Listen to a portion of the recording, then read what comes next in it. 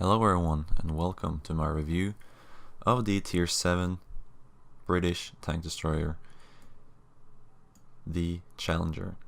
So, this tank is basically a Cromwell with a big turret with no armor, and it has a pretty nice gun. However, it feels a little inaccurate at longer ranges, but this is how it looks like. Let's take a look at the stats.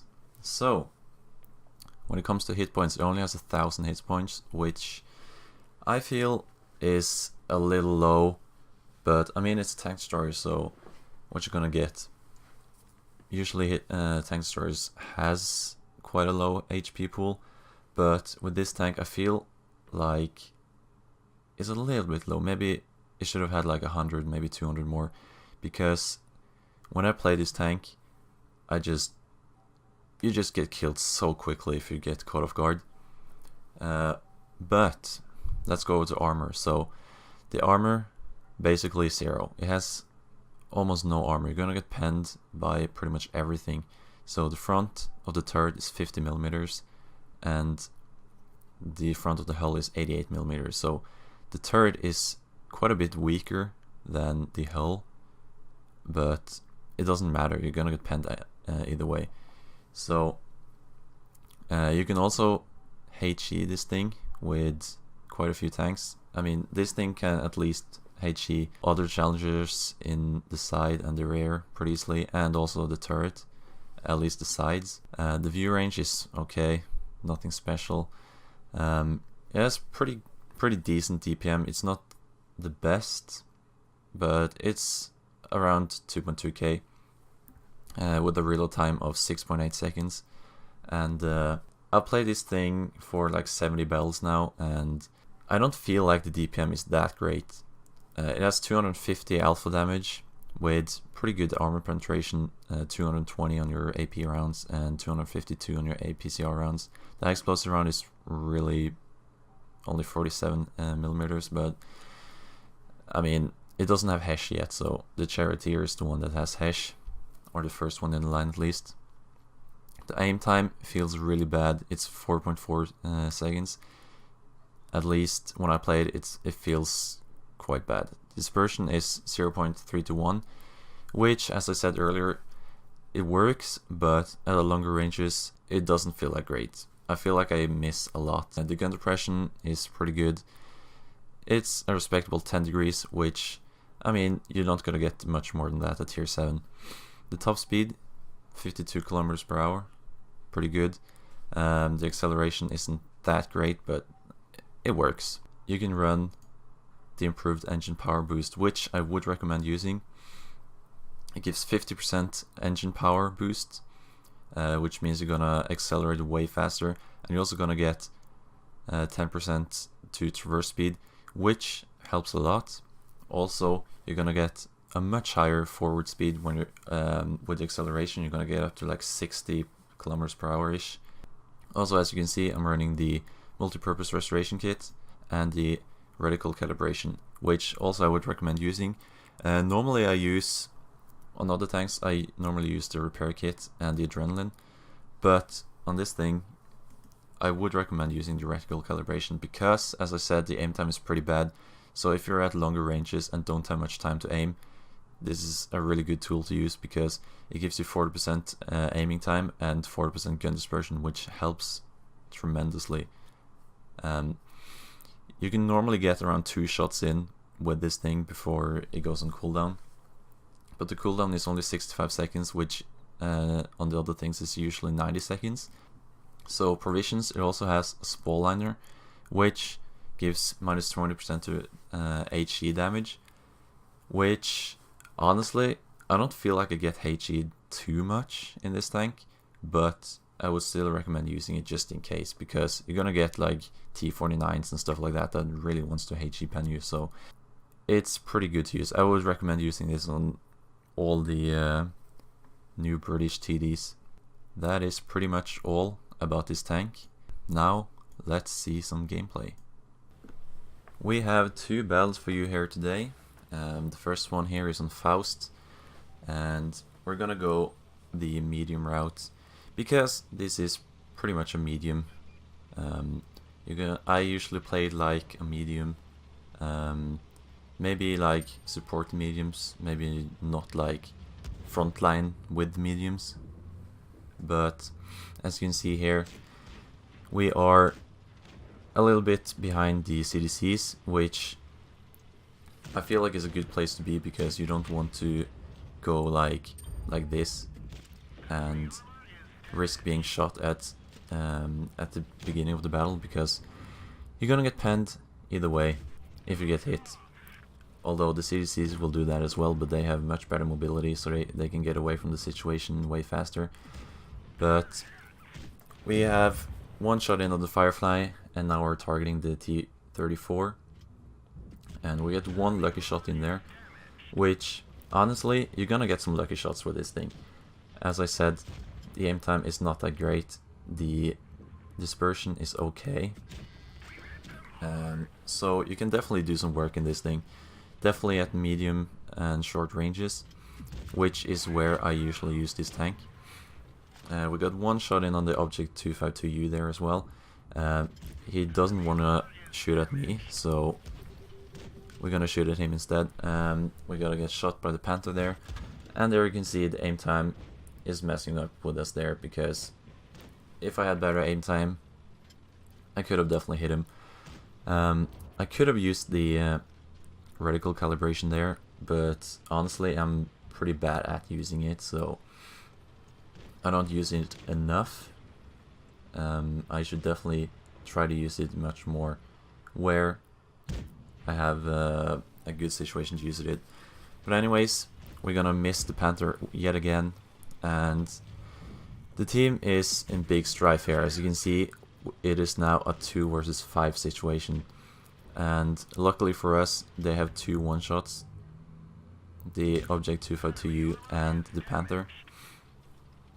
And I really didn't know if we were gonna win this or not. But the CDC is a good player, and we managed to pull it off at the end. Spoilers, sorry. Now they have 2 or 3, maybe even 4 one-shots, because the T-34 is within a one-shot range for me, with a little under an average roll. The Challenger and Panther there get killed, both of them, so that's pretty good. It is now a 3 versus 2 situation here, so it is looking way better now, but still we're under, and anything could still happen, although you already know the end result. So the CDC takes out the Object 252U, and what I'm thinking here is the T-34 is probably going to go for me, and he probably knows where I am, so I'm going to go around, and that's exactly what happens. He's going up where I just was, and I'm going to finish it off with a no-scope. And there we go, it is now a 2 versus 1, which we turned around great. And now we're just gonna find the last T-34, and there he is. The CDC spotted him, and I figured out I'll go around so he doesn't have both targets in front of him, because that's the best situation for the T-34. So I'm just gonna go up here, and I'm going to miss, and then what's gonna happen, I'm gonna shoot again, and yet again I hit the tracks and it gets absorbed, and as you can see I get kind of upset, and then the CDC finishes off for his 3rd kill. So a fairly decent battle there. The ace cap on this, at least when I played it, was not very high, so we ended up getting the Ace Tanker Master Badge, 2.6k damage. I made 30k credits with a common booster and a premium account, and as you can see here, the CDC got 3.4k damage, which, respectable, it was a decent play by him. And yeah, let's go to the next battle. So this time we're rolling out on Winter Malinovka, and I didn't use any of the boosts last game, so in this game I'm gonna use it straight away, because I want to get in the good medium position up on that little hill because this thing has good gun depression and I want to make sure I take advantage of that. So I go up on a little hill and I'm gonna see if I can spot anything.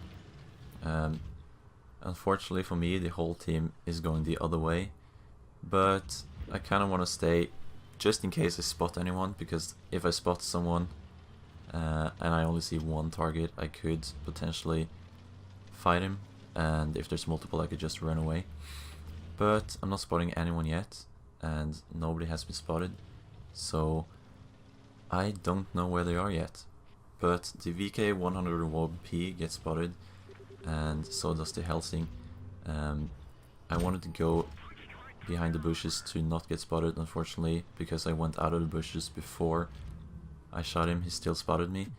We hit the gun on the second shot, which, that happens. Take another shot at him, and then we hit it. We get a high roll as well. So he's now hiding behind the building, so I can't see him, but the ISU-152 takes him out. So now we have the Challenger and the Panther 2 on the medium side of the map. The Panther 2 is going to take out our T-49. So we're now 6 versus 6, and they don't know where I am. So the Panther 2 and the Challenger has not spotted me, and they apparently doesn't know that I still am there after the Helsing spotted me. So that's good for me. I am still pretty much alone here. There's 3 tanks on the other side of that little hill there, but they can't do anything with the Panther. So we spot the Challenger again and get a shot into him, which now I get spotted as well, so they know where I am. And it looks like the Panther is going for me, but as I was playing this game, I figured out that he is probably not a very good player, so I don't have to worry too much about him. I get a lucky shot on the 88 with fully or no aimed shot, and as you can see, the Panther 2 is, I don't know what he's doing, but he's not doing a very good job in this game. He's not even looking at me there. He could have easily gotten at least one shot into me there. And the Lupus and the J-Panther is going to shoot him at the same time and take him out. So it's now 4 versus 4. I have no idea what's happening to the other tanks on the other side of the map, but they're all gone.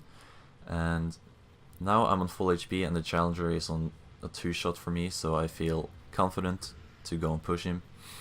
But he's going to be running away, and I'm going to take a blind shot, or not a blind shot, but a no-scope, and we're going to hit him, and the VK3001P is going to take him out. And now there is an 88 and a Tankenstein on the place where I was just at, so I'm going to rush back, and I'm going to target the 88 because it has way better DPM than the Tankenstein. So I'm going to try and take a shot at the 88 here. Unfortunately, that was a bad miss. I have no idea how that even happened. That is, I don't even know. But anyways, we're gonna take a shot at Tankenstein instead because he was available.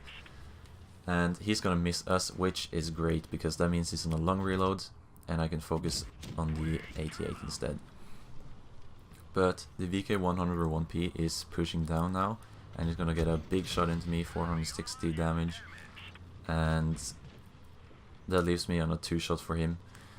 The Lupus is going to take out the Tankenstein, and I am going to take out the 88 for my first kill.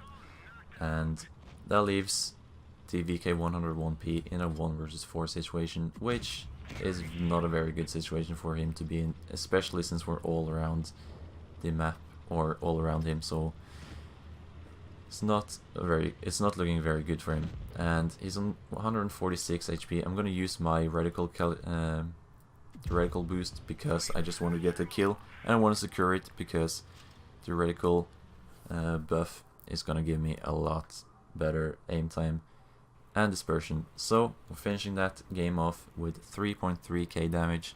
We get the ace again, although this game was also pretty low base XP. It was only 1041 base XP, which I don't know if the base XP has gone up for the ace now, but at least when I played it, it was really low.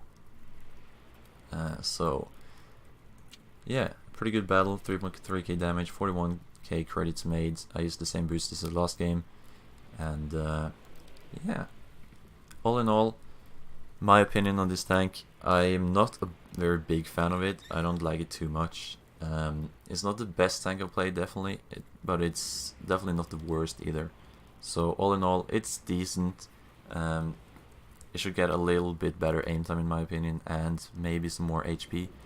But other than that, it's a fairly nice tank. So that is going to be it for my review on the tier 7 Challenger, the British tank destroyer / medium tank. I hope you guys enjoyed. If you did, please leave a like, subscribe, and until next time, take care.